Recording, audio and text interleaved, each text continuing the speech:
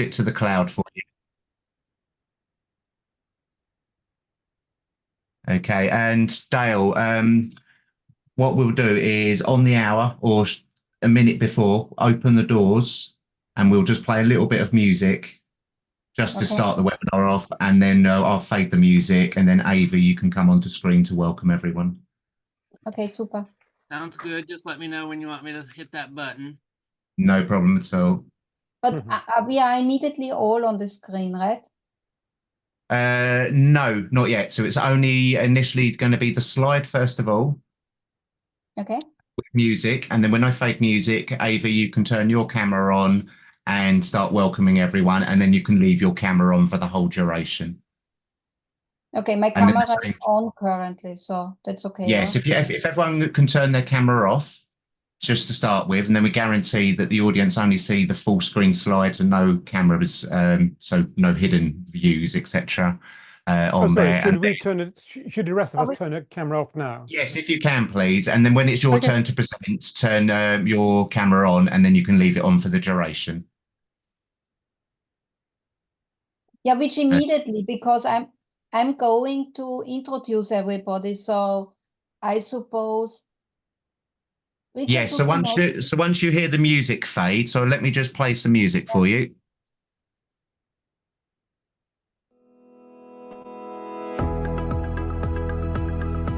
And then I'll fade the music like so, and then you can turn your camera on and go welcome everybody, etc. Okay, so everybody should then actually turn on the. Yes, that'd be perfect. Yes, that'd be brilliant. Okay, it's just -1. It's -1, right? Yes, yeah. So we should be opening the doors now on there. But just to confirm, once the music's faded, everyone can that's presenting, etc., can turn their cameras on. Okay. Okay. If we're all happy, we can start opening the doors. Yes. Okay. So Dale, when you're ready, you can start the webinar. I will go on mute, and the next thing you hear will be music. Okay, and I just created that poll, so we have that. Is that something that you can bring up, Richard?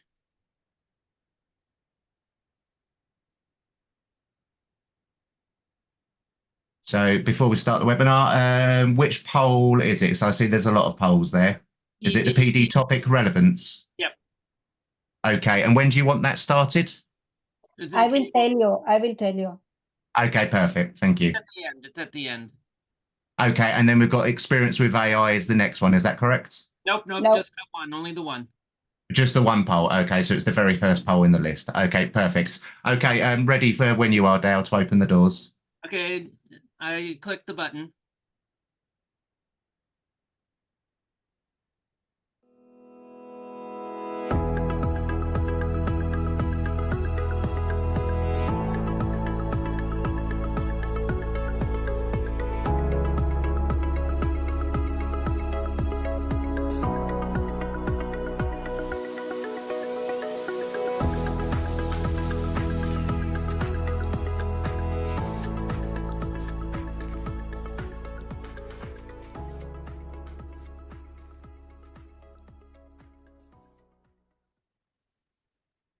Good afternoon, good morning, wherever you are in the world.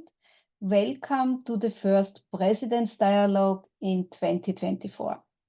We are going to talk about a topic today which was on the top list of the last survey we did with our game members, and this is about learning environments. Before we go into the topic, I would like to do an acknowledgement.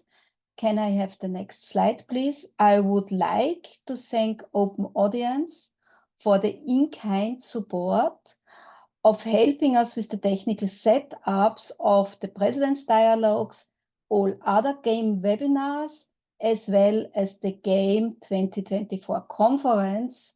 Thank you very much. So, next slide, please. Before, I want to introduce my wonderful faculty, and I'm so thrilled that I have this faculty today, these experts actually. I would like to ask everybody use the chat function, and we are only using the chat function today also for questions. and put in the chat what is meant when we talk about clinical learning environments. Please just give your definition and we will come back to it. So let me start with my wonderful experts. We have Dr. Jonas Nordquist from the Karolinska Institute. Hello, Jonas. Hello. Hello. Jonas is the Associate Director of the Residency Program at the Karolinska. He is also the Director for the Prize in Medical Education Fellows from the Karolinska. So actually everybody who wants to have a very prestigious award, this is what we should work towards.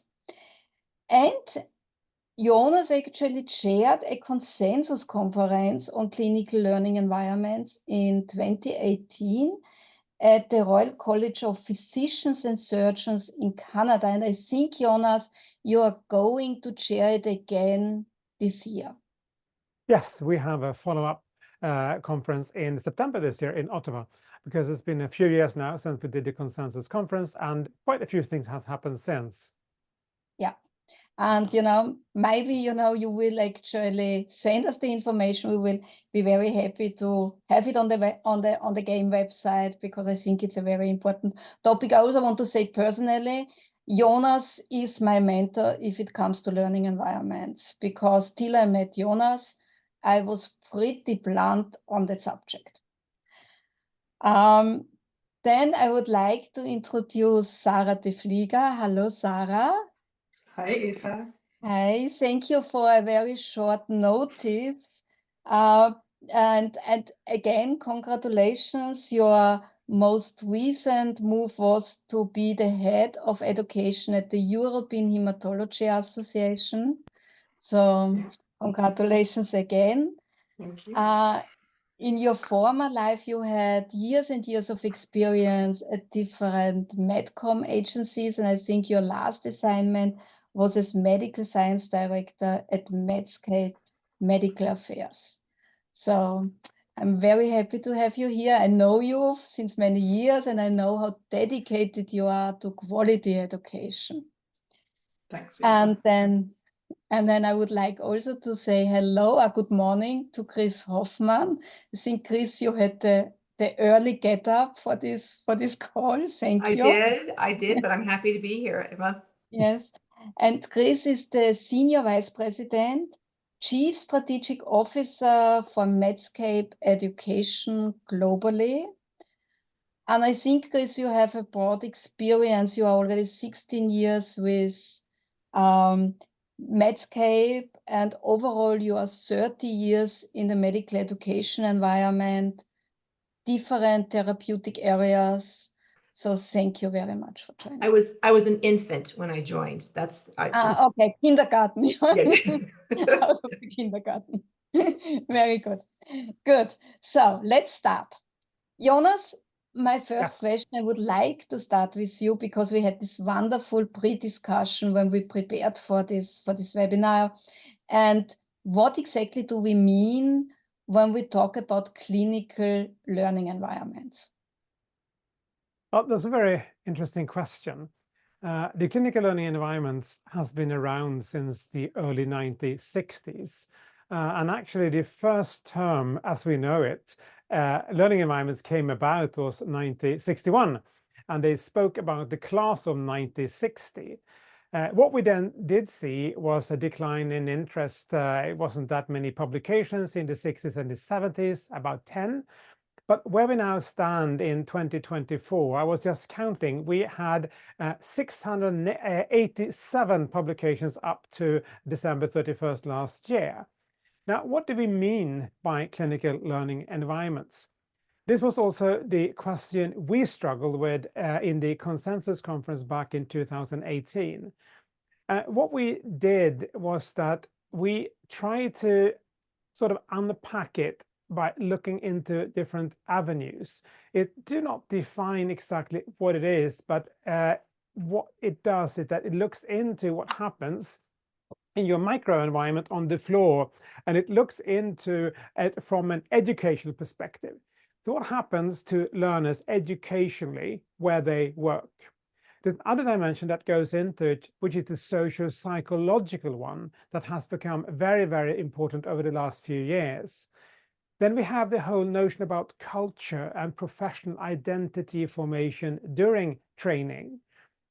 Then we have what I've done a lot of work in, as you were referring to, the architectural one, the physical one, in terms of how buildings are being designed and how physical space been designed in order for people to interact.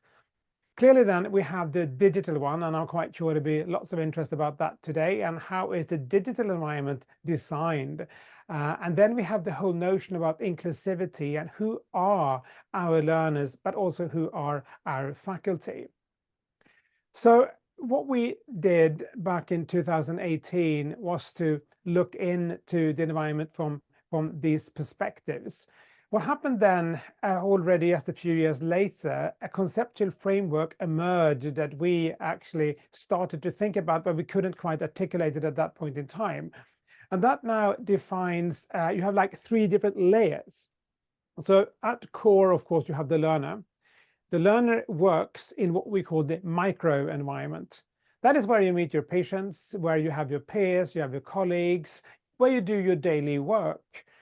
The microenvironment is embedded in a meso environment, which is the institutional infrastructure and the policies within a hospital or within a university. And then you have the macro environment, would be like the regulatory authorities, the accreditation bodies, etc., etc. So today, what we tend to see is that we know for sure that what happens in the micro environment has a huge impact on your future performance as a clinician. So let me stop there, but that's the way we thought about it, and also what you see a number of other groups that went into the area tries to conceptualize the clinical learning environment, or learning environment, if you like. Maybe an additive question, because we talk about the different learning environments, but which of these environments can we really influence from a CME, IME, CPD perspective?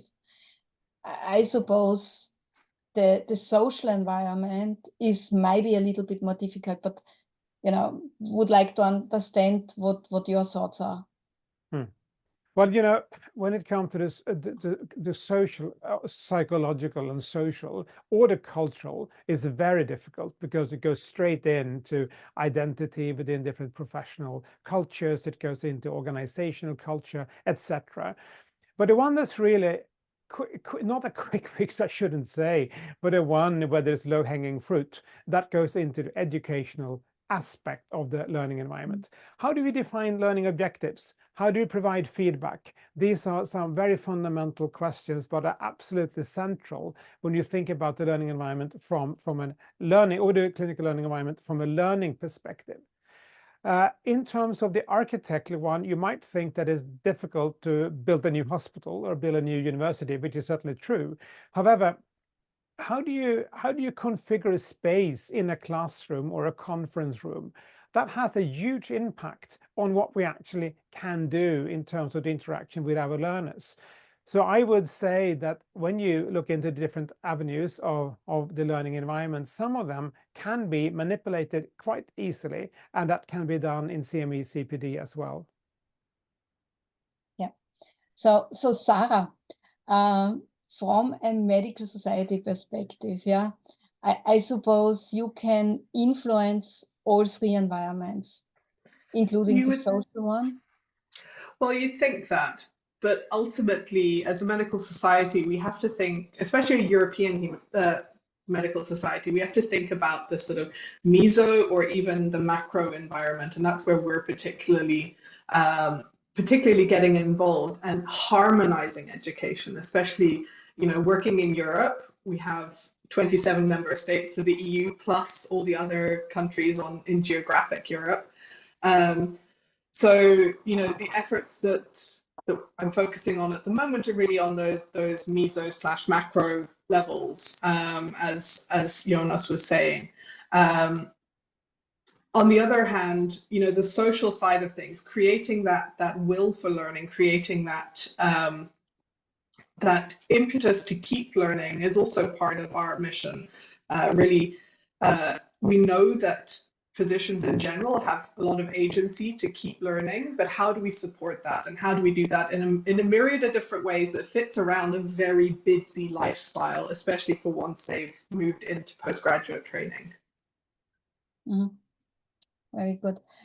Chris, anything from, Medscape? You are this huge agency, IME, but you also have a medical affairs department which supports the industry with industry-led education.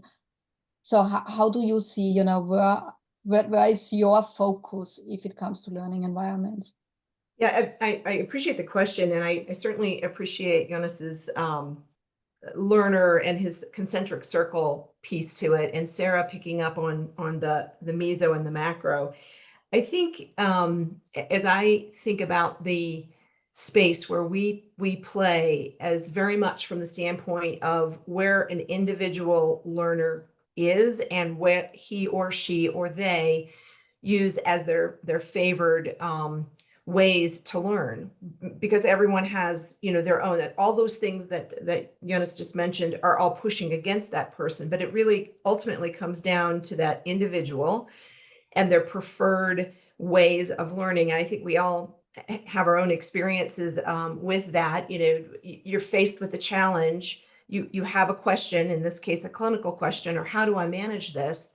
You've got to, okay, now where do I go? What do I do? Am I looking at different types of formats and channels and all of those things? And it all comes together to meet that individual's need at that moment. And the closer to the need and the answer, the more likely they are to incorporate that into their practice in the clinical setting.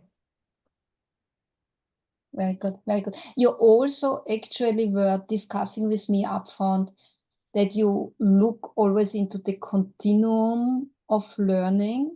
And, Right. and maybe, Chris, we are moving a little bit over, how does this fit into the overall learning environment? And I think, Richard, here we have a slide. We do have a slide. Many of you online may be familiar with it's sort of referred to as the Prochaska model or trans theoretical model. I saw Brian McGowan up in the notes. I'm sure he is shaking his head. If I could see him doing so now, I would. But when you think about a continuum of learning, and this is very much along the lines of thinking, I have a gap, right? So this pre-contemplation is I have a gap, and beginning to recognize that you have a gap. And then you take in information, and that information has to come to you, one, in the ways that you learn best, and in a way that you can instill and digest it for contemplation.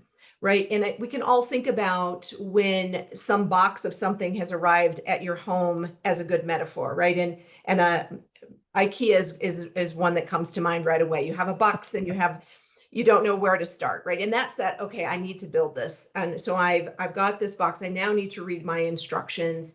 I need to set all of the pieces out, preparation. OK, now it's time to assemble it. And, maintenance kind of falls down with that metaphor at that point, unless I was going to build more boxes. But the point here is that it is each individual has a place and space on this learning continuum, on each and every clinical gap. And then you also have to consider a cohort of learners at the same time, unless you are just always dealing on a one-on-one. And certainly at Medscape, we deal with hundreds of learners at one time. And so how do you think about those, the needs of the learners that make up a cohort at any given time? Does that make sense, Eva, or would you have me say more here? Now I think it makes perfect sense. And I see actually we already have a few comments in the chat. First, actually, Joachim. Hello, Joachim. Actually, nice to have you here. Says, maybe I bring you on actually to, if you are okay, Joachim, Dale would actually put you in the Zoom and maybe you can actually share your thoughts with us.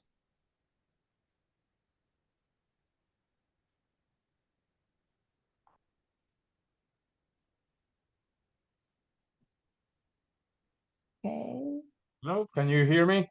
Yes, hi, Joachim. Oh, hey, dear friend Eva Thalmann. It's so good to see your face. And so, Jonas, that we met a few years ago, and I was working in Janssen. Thank you for the opportunity and congratulations for the initiative. I think it is an incredible field to share with others and with experts for sure. Yeah, no, I was just putting some thoughts based on my experience. I'm a physician, gastroenterologist by training, and devoted to medical education for many years. And I see that first, I love the word environment because of it is multifaceted, no, at the end of the day. And I see first what I find in residents or even in medical students is the willingness to learn. And for that, you need to put yourself outside of your comfort zone, which is the main challenge towards true learning. And I think that many times learning fails because of the learners do not want to truly learn because of it is very painful many times and very much uncomfortable. The only, in my self-experience, the only way to grow in life is through adversity. There is no other way to be our best version. And sometimes this clearly challenges and impedes the proper environment. So as to me, this is the cornerstone for sure. And then it is more about what do we need in the clinical setting. It is more about maybe landing the knowledge. As we know, the knowledge is in the books, is fully available. We live in the era of almost freely access to information. I think it is more a matter of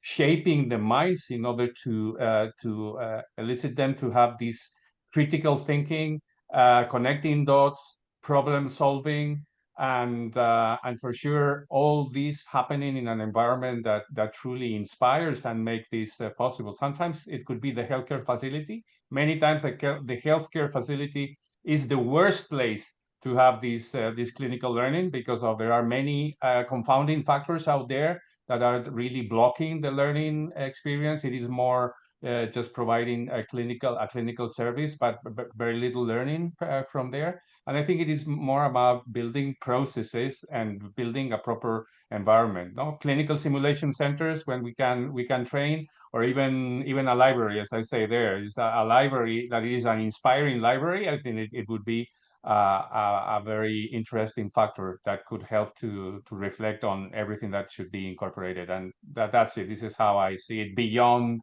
just a top down in the knowledge from an expert to the learner. And that's it. Thank you. And Joachim, actually, I couldn't agree more. I think we discussed it, and Sarah was in the discussion. I read something which I think is really, and I would like to put this back into the expert faculty. Willing to learn is gleich vulnerability. Yeah. So how could we make learners in the learning environment comfortable, even to be vulnerable? I don't know who wants to start. I actually have a question. please. Yeah, if I could, right? So I really, when and I think Brian picked up on Joachim's comment here about desirable difficulty. It has to, the willingness to learn, I think, comes together with the desirable difficulty. If you can't possibly imagine doing it because it's so hard to do, you probably aren't willing to get out there. You have to see it, I think, as a as doable and within your realm of possibility. Do you see it that way too, Joachim, or is that, or am I thinking of differently? No, I fully agree with you, Chris. I think that first is psychological safety. This is a crucial element, but I think that it is also a matter of drawing or painting the true reality. This is what to expect, and I think that we need to set the expectations in the learners, and this expectation should show that this is not an easy task, and that they will challenge, they will struggle, they will go through the the hero, the hero pathway. So they need to know that this is going to happen usually at this time. Don't be afraid, blah, blah, blah. Challenge yourself. The only way is repetition, failure. I think that sometimes you need to create willingness to fail, which is sometimes a bit contradictory, but failing is the only bloody way to learn and become your your best version, for sure. And risk aversion or failure aversion is the actual society main offer, is that don't fail, because you will be a loser. And I don't think that the people is willing to fail. And if you are not ready and willing to fail, there is nothing to do from a learning perspective, in my opinion. And sorry that I didn't say hello to Sarah as well. Excuse me, my dear friend, I didn't see you.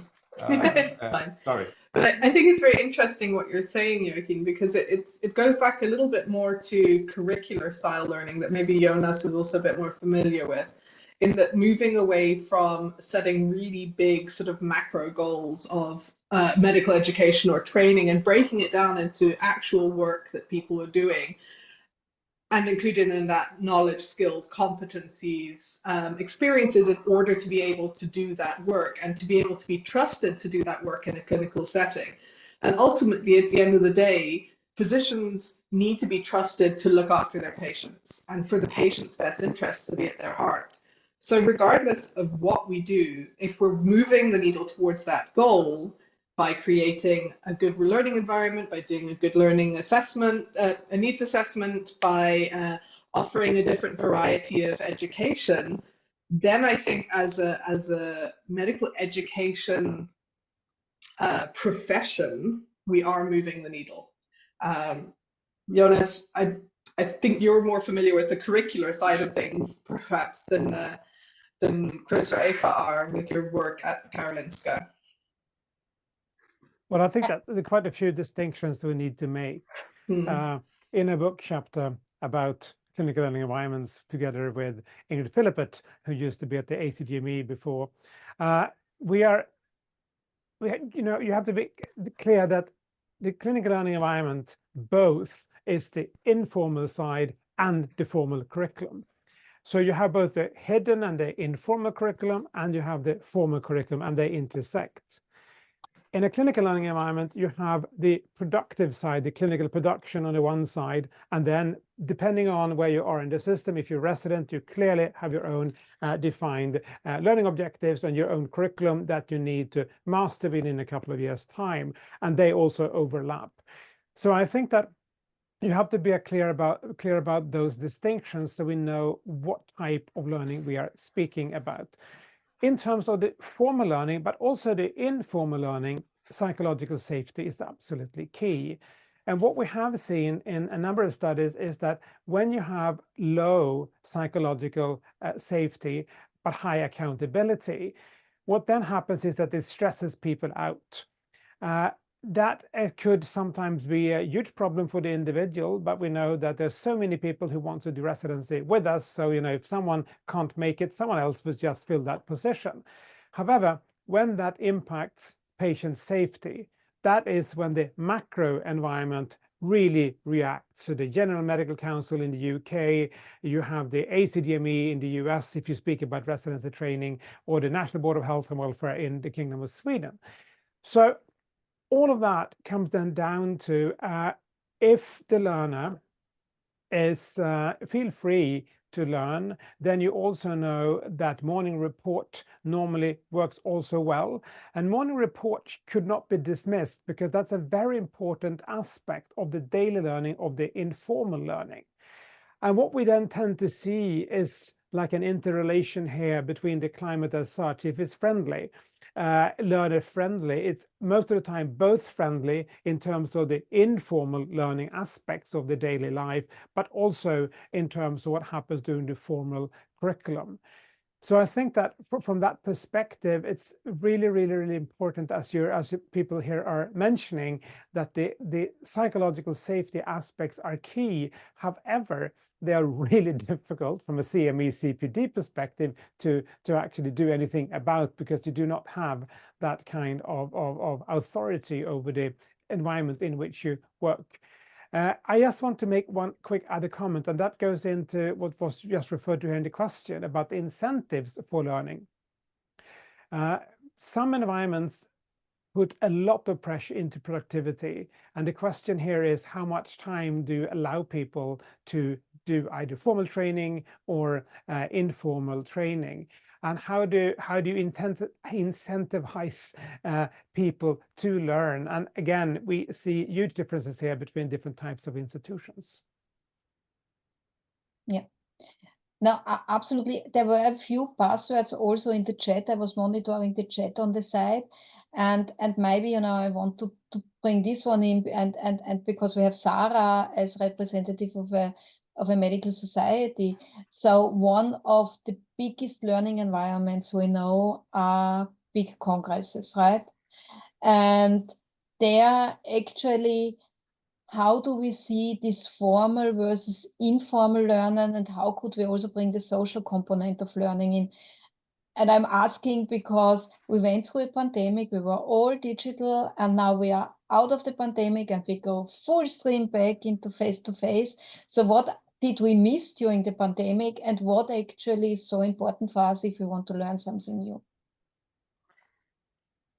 So honestly, I think what everyone learned through the pandemic is that the informal part, and it's also congresses, and my congress team will hate me for saying this, but the informal part, the connections, the finding mentors, that is the part that we really missed during COVID. Because for the formal part of learning, as you know, Eva and Jonas, we did it during that time. We basically took that from a classroom and took it online. That was fine. That was possible. But the informal learning is incredibly hard to do when you have people dotted around in different places. And don't let my Congress colleagues see this, because obviously congresses have that huge role in scientific news dissemination and discussion and relativization to current practice. But I think what really people missed during the pandemic was the informal stuff.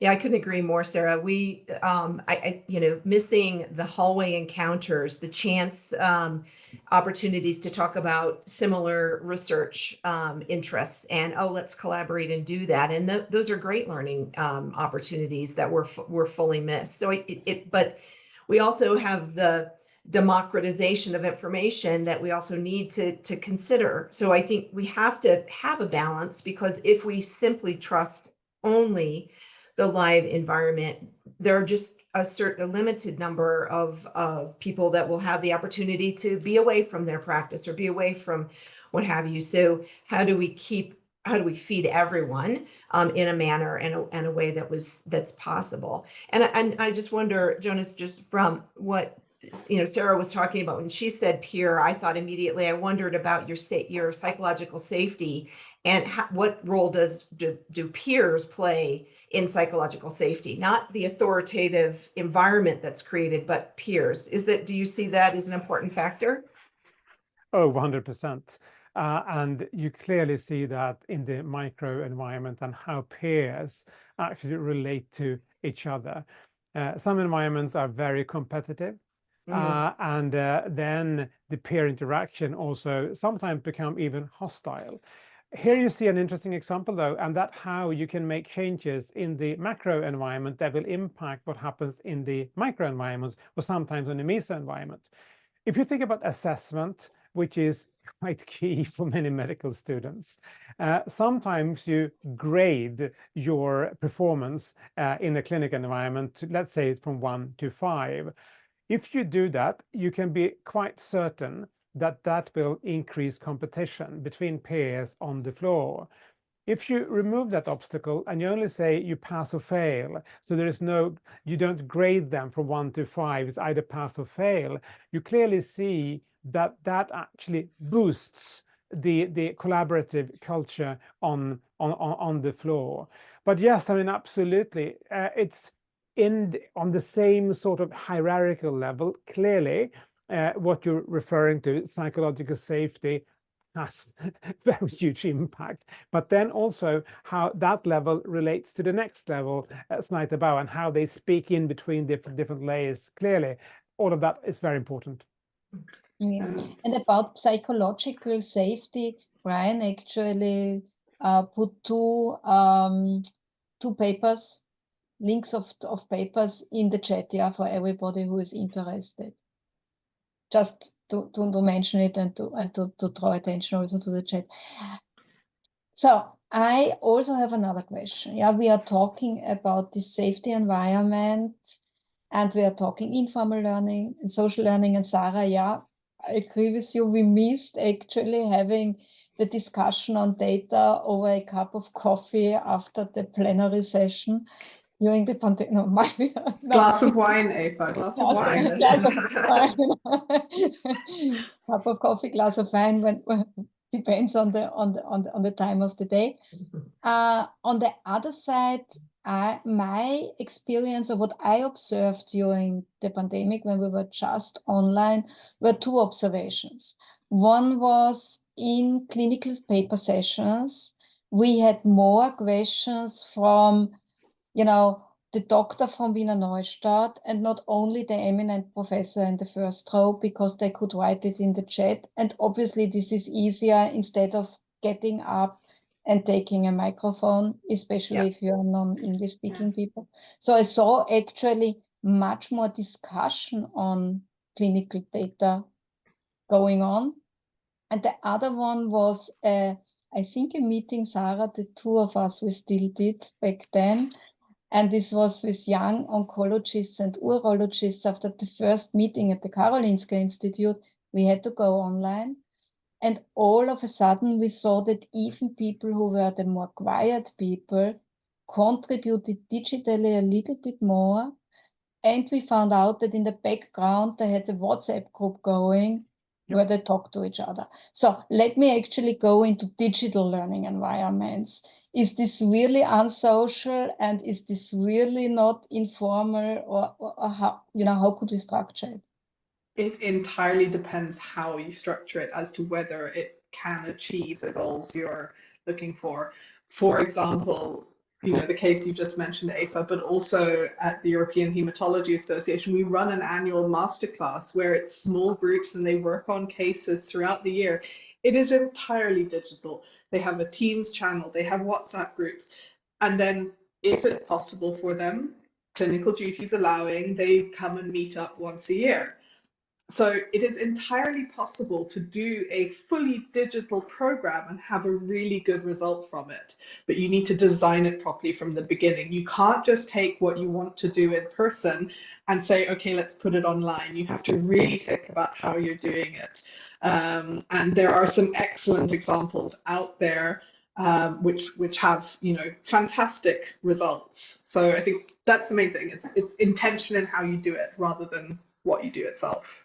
Yeah, I couldn't agree more, Sarah. I think that's spot on. I think there's also, to your point about tailoring a digital experience and not just copy and paste into a live setting or format. But even in the live setting or format, I maintain that we can do things better and in a more engaging way. Lawrence Sherman mentioned above, the difference between the competitive environment and this safety issue in medical training versus once you've been decreed to be able to treat patients, it does change. And we see in our world that there's a very high level of interest in gamification.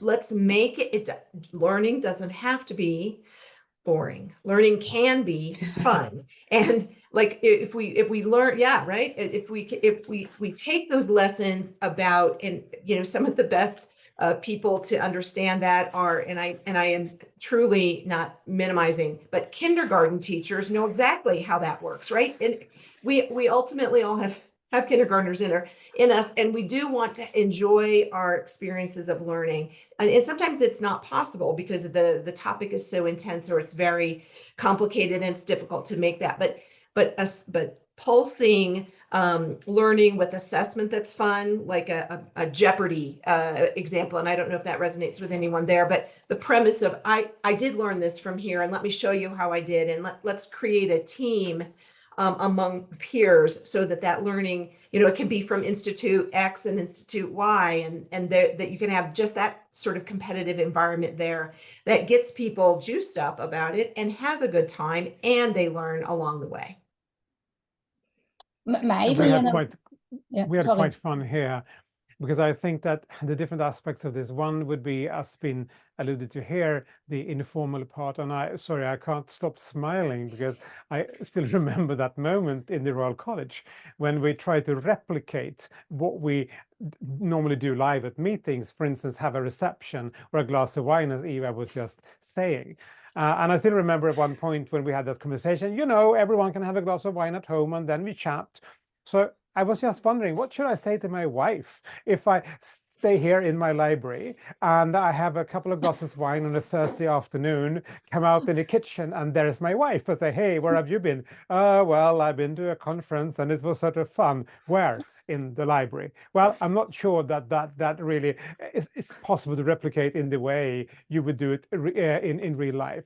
However, there are, as Eva was saying, there are a number of other ways we did see during the pandemic. And, on Zoom, as we are now, people do have names, which is one of the benefits, I think, with Zoom, that we can see people's names, or at least the way they want to be, whatever they want to be called. Breakout spaces is never a problem at all, because you can actually divide in as many groups as you like, and it doesn't take that much of a time. The chat function, clearly, if you allow people to send private chats here, we definitely saw a number of informal sort of ways to communicate that we perhaps don't see in real life. So I think that people are trying to orient themselves into this informal space as well, but it's very different from what we are used to in real life. And if it's better or worse, I mean, that can certainly be discussed. I think on that, it's... sorry, go ahead. I just thought that in terms of the formal side of learning, I think, again, if you try to replicate what you do in the classroom, if you speak about formal teaching, it's not going to transfer that well to this particular format. So what we did was we played a lot with this in terms of working with the BBC and trying to make a proper production in terms of what we do, which is very different from setting up another class. So I think that there were interesting things we learned during the pandemic, but clearly it's very different from what we used to. Yeah, no, I agree. And I think, Jonas, can you remember we had one working group where we actually were working through the lens, and we actually had a BBC trainer in. I would like, if this is okay for Leslie Robertson. Leslie Robertson is from Open Audience, and they are really masters in technology. And there was one word, gamification. Yeah. Leslie, any thoughts about gamification from a digital perspective or either a live perspective? And I know that you guys are very... Yeah, no, happy to be involved unexpectedly. I think that I'm listening to what's been said, and I'm looking at the comments that Lawrence has just put up, and I think the whole digital side for us is that you have to be careful not to think you're doing digital for a homogeneous audience, right? And I think the thing I'm thinking about in learning is that, some people, the idea of having an informal reception is a nightmare. Others love it. Some about small group working, it's the last thing we want to do. It's what other people want to do. And I think that we sometimes have to put ourselves in the delegate shoes, which is, what's the persona of the people coming to a digital event? And then think about, well, how can those people are drivers or amiables or have different learning styles, how can I make sure that there's elements of the agenda that talk to the way that they learn, that they like to be educated and they like to share? So I think that would be my only comment, is just that, digital works, it works in different ways, but it's all about the design, and it's all about thinking of the person who's coming and what's in it for them. And allowing enough flexibility and an agenda that people can dip in and out of the styles, the approaches that meet their personal learning styles. and maybe find like-minded souls rather than assuming everybody is the same. So I think that would be my main comment. Eva, I wonder if I could point to a comment that was just made here in chat, which I think is very spot on. So Mila mentioned, the need to not only empower, but to teach facilitation broadly. I actually think that's a really important point. We're definitely talking about the learner, their readiness, the cohort, and understanding where they're coming from, as Leslie was just mentioning. But I think that point made there about how do we help our faculty be prepared and better at this game of facilitation, because it is so, I think, so critical to the success of the objectives happening the way they need to. Absolutely, and I just wanted to go in the same direction, and maybe if Lawrence Sherman is okay, we could bring him on. I tried to contact him over the private chat, but I don't know, I think I sent it to everybody. But I really, hi Lawrence. Hi Eva. But I really would also like to go into learner-centric versus education, and you just made the comment here. Do you want to elaborate a little bit of how we could, and Chris already said, maybe it is the faculty we also need to get up to speed? Yeah, I think it's hypercritical that we focus on who is teaching and how they're teaching. And I know this is near and dear to my friend Jonas, but it's really important that in CPD, we're not always using trained health professions educators. We're bringing in subject matter experts. And that's fine because they need to understand the material. But what they also need to understand and learn and develop are the skills to be able to teach that.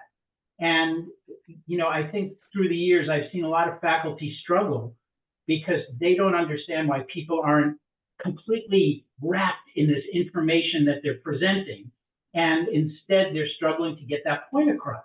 And that's the difference between facilitating learning, like I put in the chat, and where you're really helping the learners to understand, to get that knowledge, get the skills, get the attitudes, as opposed to just telling them everything that you know. Yeah.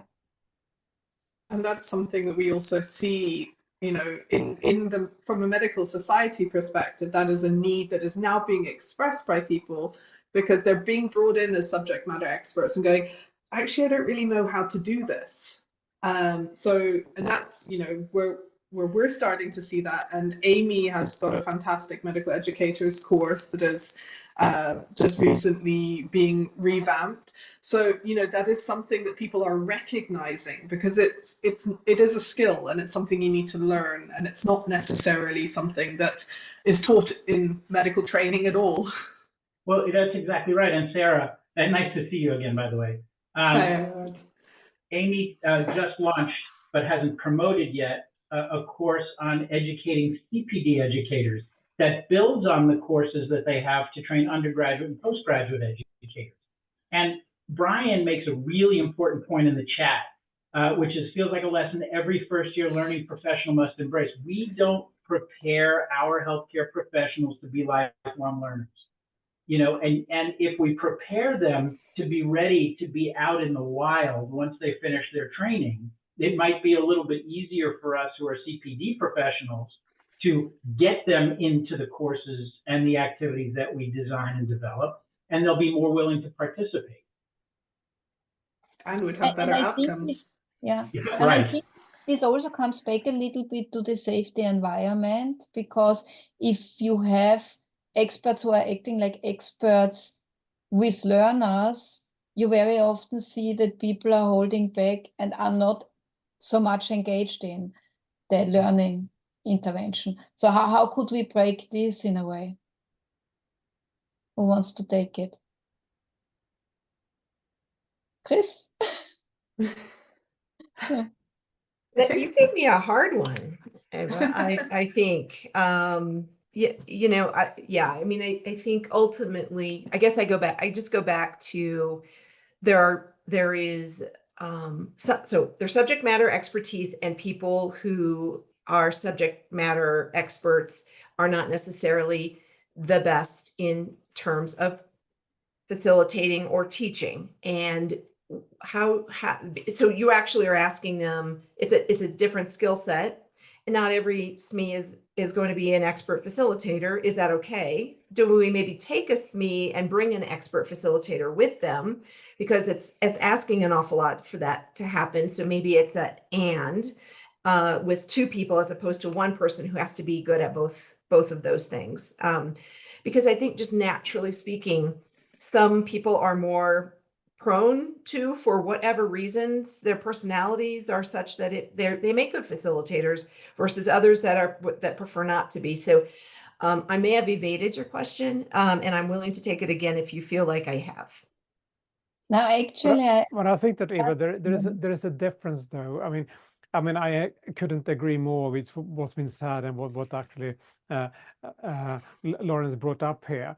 But I think that when we train people to become facilitators in the should we say the live world, that's one type of skill sets. When you do it here in a digital format, there come some extra layers on top of that many people did not realize during the pandemic. If you think about theater, in theater, costume is very important. Scenography, light is very important. And when you work with, let's say, news anchors at the BBC, there is one word that always is top of the mind, apart from who is my audience. And that word is credibility. So once you switch on the camera and you go live, the first thing you'll do is you see me, you don't hear me speak.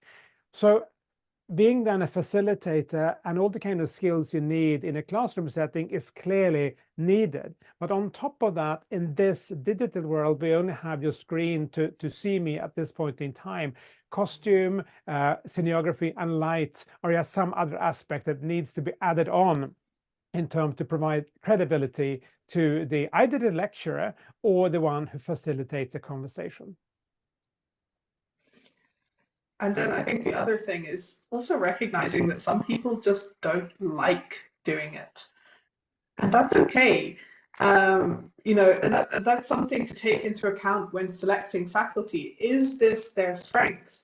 You know, they might be the most knowledgeable subject matter expert, the tip-top researcher, you know, really the top of their field. But if they don't like facilitating conversation, if that is not their skill, why force them into it? And I think that's something we need to take as an entire profession, take a step back and think, hey, okay, yeah, that's the big name, but are they really right from a learner and education perspective? And I think, Sarah, you are just opening the round of what are practical tips actually we can take away. And I think it was already a very good practical tip.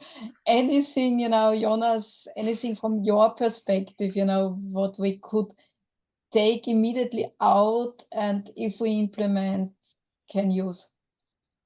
Well, I think that this conversation has circled around various avenues of the learning environment.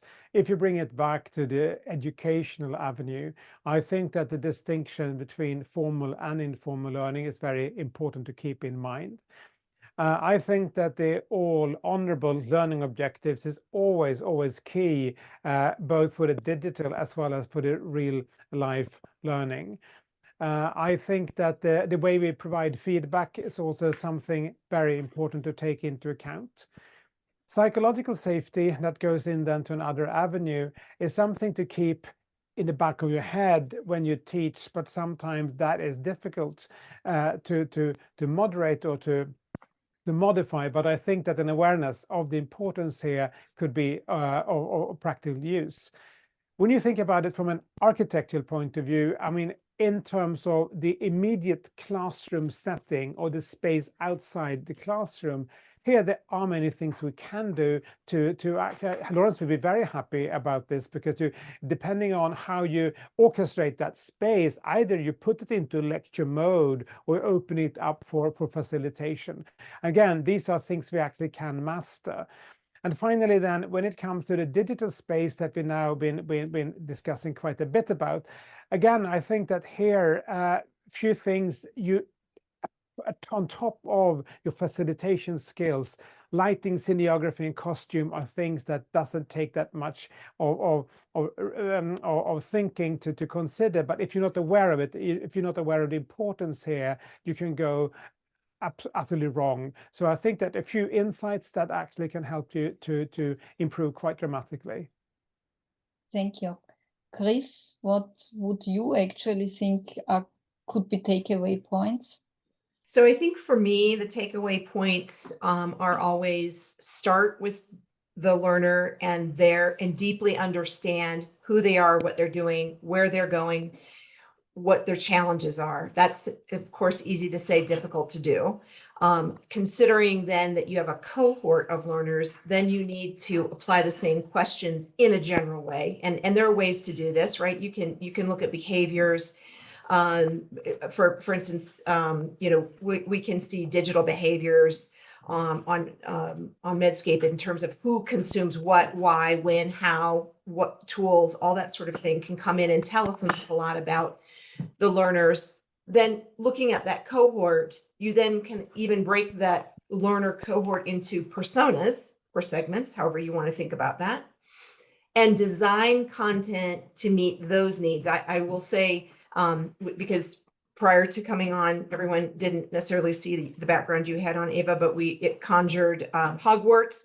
So the sorting hat, I will bring the sorting hat in to this conversation, because that's really how you can tailor education based on all those things I just mentioned, not the least of which is what they know or don't know, pre and post test analysis and so forth. So I think it all starts at the learner, what their motivation is and how they consume, and how can we tailor our solutions to their consumption patterns so that it gets them what they want, when they want, how they want.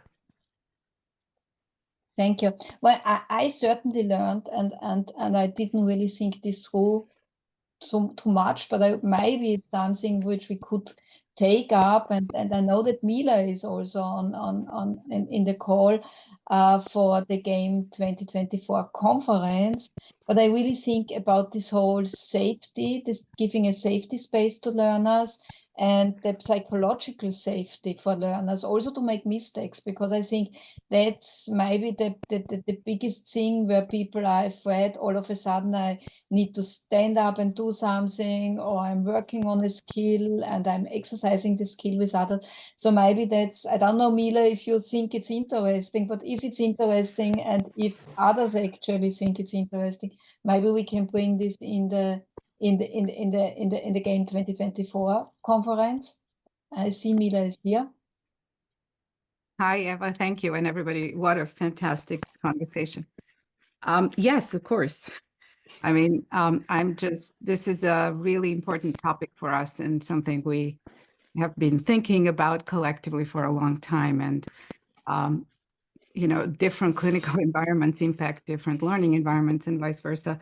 I'm really intrigued by the credibility question, Jonas, you raised, because I think it's super important, but it opens another door, especially for an organization like GAME, a global organization, that makes me think that we are somewhat maybe North American, European centric, and that we don't necessarily always acknowledge the needs that come from different parts of the world, and where that leads. And so I would posit that credibility is real from places that have real needs and real resources to support each other. And it would be wonderful if GAME and others in our space could create space to hold that as well, and be there to support that kind of learning and exchange that happens sometimes organically, because there's people found a way with support of technology and internet to just do that, to connect at the level they need to. So thank you for the opportunity. Well, thank you, Mila. And I think a lot of good thoughts actually really helping us also for the program of the 24 conference. There are a lot of really great discussions ongoing in the chat. I would like to thank everybody who contributed. I really would like to thank my wonderful expert faculty. It was a lot of fun, and I learned a lot again. Thank you very much. Maybe we go back to the slides, and we have one interactive question now at the end of the program. I don't know, Dale, if you will bring this on. If not, I would like, yeah, actually, so here's the interactive questions, and please just put it in. Was this topic relevant for you? Please actually give us a feedback on this question and vote for it while I'm actually wrapping up. So we will have upcoming President's Dialogues. Again, all of the topics with input from game members. So these were the top ranking topics we had end of last year. We would like to do a CME CPD around the world in March. Then we had another very high-ranking topic again on performance and competencies. I think that's a never-ending story. It's a topic which comes back, and we heard today how important it is, even in the discussion on learning environments. And then we also had changing behaviors of learners. How do millennials learn? I think that's also a very interesting topic, because we see a big shift. Baby boomers are kind of going out, and the younger generation is coming in, and is what we are giving them on learning environments still adequate for them? And then we have a wrap up of 2024, which is maybe a little bit of everything, or what is still actually going to come up during the year. The annual assembly of GAME will be on May 28th. So everybody who is a GAME member, please join us.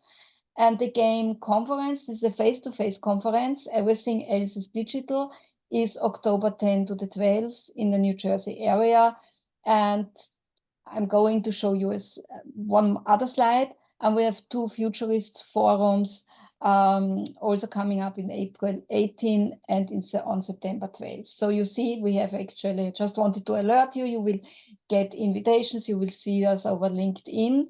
And maybe Dale, or Richard, if you could give me the second last slide. This is the GAME 2024 conference. We are focusing on 3 major topics: science of learning, impact and improvement. And Mila Kostic is going to lead this program point together with Betty Chesak. Then we have the future technologies in medical education, which is done by our futurist and innovation group.